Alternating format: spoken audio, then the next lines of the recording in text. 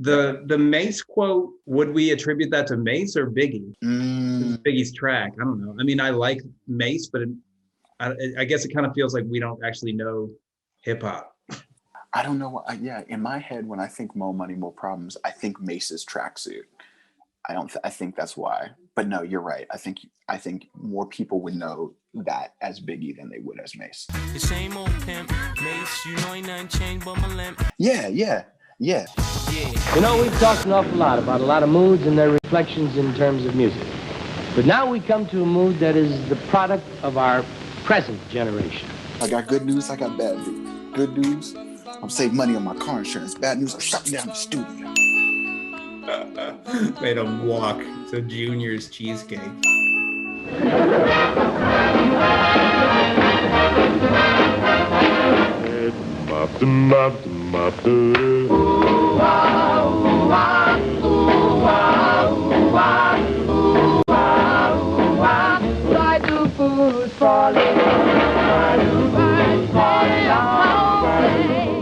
$500,000 on the check. Does that seem reasonable?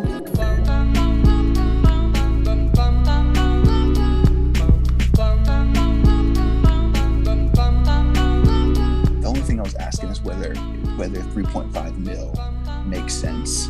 But I read an article about a New York City bust in the West Village of $1 million worth of weed in just like 4 packages.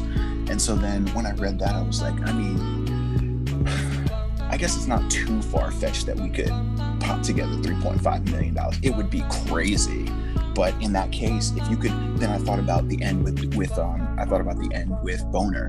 And I was like, you know, in terms of how Boner decides to actually become an investor in Nanabis, I mean, we would really have to push like some wild numbers for him to choose us over Lovescock. So in that case, as I was looking through that scene again today, I kind of second guessing, and I kind of want to leave it at 3.5 million again. Okay. Because I think you're right. I think it's the right decision because it's got to be a little fantastical. It has to be.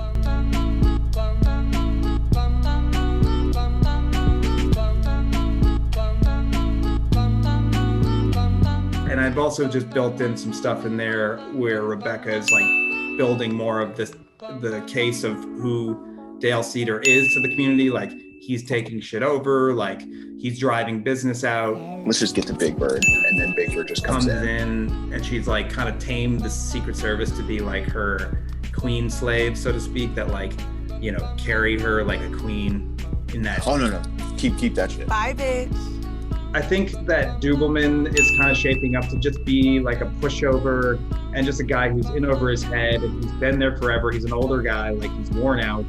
And like, he just, at the very least, doesn't want, you know, anybody not to like him. So he's like, he hates that he has bad news to give and he's not good at it.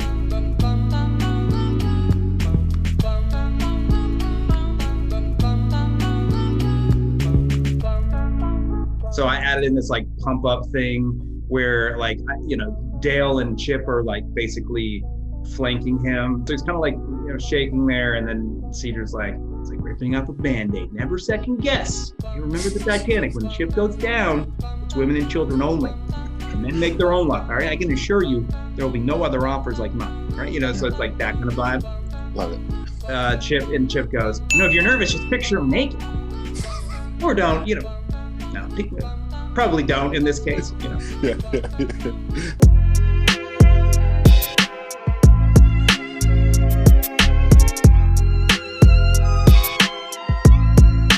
And then the Redman and Method Man line in green. The only reason it's in green is because I've never seen A Time to Kill. So okay. So essentially what happens in A Time to Kill is Samuel L. Jackson's like 8-year-old daughter gets picked up by these 2 racist rednecks in the middle of the day, and they like tie her up and torture her and rape her and all this shit. It's really fucked up. And so they get, you know, arrested and they're going to trial, but Samuel L. Jackson's pretty sure that nothing is going to be good enough.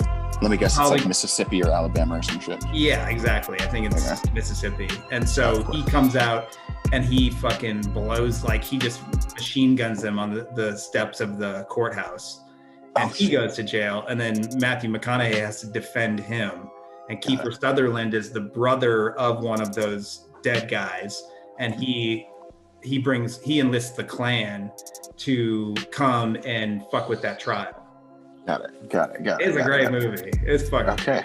So Kiefer, yeah, and they use a hard R there. I'm assuming there's hard R's all over Time to Kill. Yes, there are. It's one of my favorite movies. You've never heard the Matthew McConaughey book? Now imagine she's white or something like that. Now imagine she's white. Somehow I missed this phenomenon. It was. So I'll have to add that to my list. It really healed racial tensions. It did. I'm sure. We made a lot of progress. 1994 or whatever. What do we think? Yeah, racism. That's when it ended. Duh. Do you remember? Clearly. I remember. I was a child. No racism ever happened in my neighborhood. Not. America is not a racist country. My neighbor across the street was German, like actual German. And one day, I think I was maybe like second or third grade, one day, he just like got it in his soul to put a giant Confederate flag on his house. And my dad was not as much now because he's older and just doesn't have the energy for it, but he was a pretty active political activist, NAACP type person. And I remember he came home and he saw that fucking Confederate flag on the dude's house, and he knew that he was German, and inevitably like some neo-Nazis in the neighborhood had finally gotten to him. And so he just went over to the front door and just banged on the dude's front door. The dude opened the door. He's like, "Look, man, here, this is real simple. You either take the Confederate flag off of your house or I beat the shit out of you right here, right now. It's not a question. Like, you do not know what that means. You have no context. Inevitably, some racist ass Aryan brother told you that this is a cool thing to do. You in a neighborhood with a Vietnamese family right there, 3 black families, an El Salvadorian family, a Mexican family. You're outnumbered. You don't want to put this on your house. You're gonna get fucked up." And the dude, like the next day, he took it down. And he didn't speak or even look at us for a while after that. Like, he just felt, I just want to know where he was that he just got so gassed up. Like, yeah, I'm American now. Like, I'm gonna go get a Confederate. It wasn't like a little one. It was one of those flags that you see like when you're driving around the South and it's like on top of a car dealership. Just giant fucking Confederate flag. I don't even know where do you buy that? I don't even know. Usually a gas station. Typically a gas. Yeah, I found it at a gas station in Kentucky. Yeah, there you go. Yeah, definitely.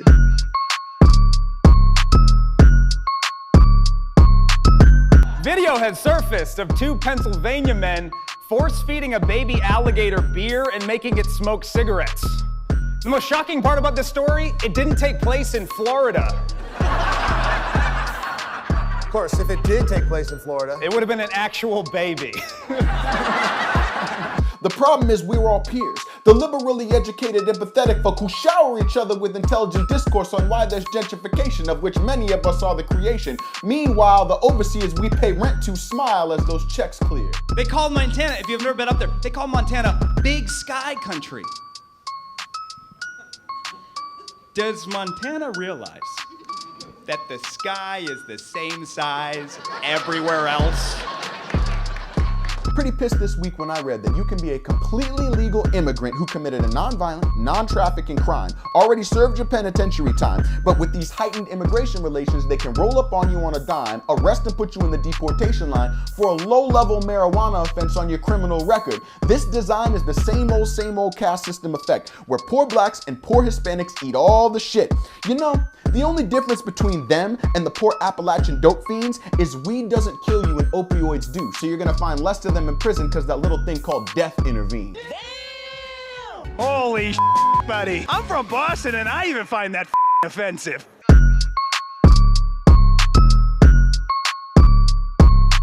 I might do some pieces like catching up on Nanabis pre this project. Me, tea, and CBD. That it? Just to sort of explain like where it came from, truly like what happened. This is going to be dicey a little bit, so I don't know how I'm going to approach it. This is some good BTS shit, man. This is Getting Baked with Nana. I am already wondering like how they're going to react when I do. And I feel like I'll be able to interview Nana. It's time to ask Nana. Okay, interesting. Yeah, we'll see.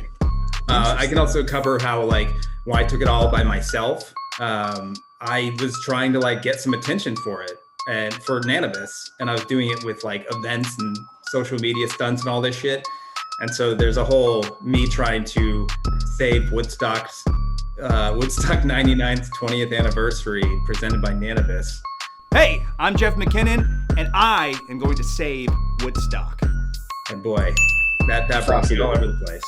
I am fascinated. I did not Dude, know I had any of so this. much shit. Those are your brothers and your sisters. Those are your neighbors. These are people you forget when you're driving to work. You forget the millions of people that it took for that road to be there. The other people in the cars that are supporting the community. You're talking about even just being here. We got camera operators, Brother Melvin here. Thank you. Everyone. It takes thousands and millions of people. Those, we have to be a community. Do that.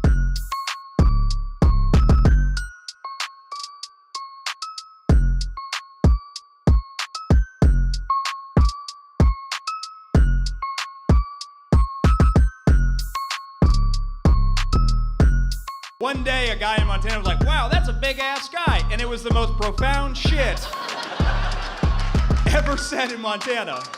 Like, that's a good point, Hank. That's going on the seal. You can't claim the sky. If you ask somebody from Colorado, what do you have? They're like, we've got the Rocky Mountains. Ask somebody from Illinois, they're like, well, we've got Great Lakes. Montana, what do you have? The sky. Pretty big.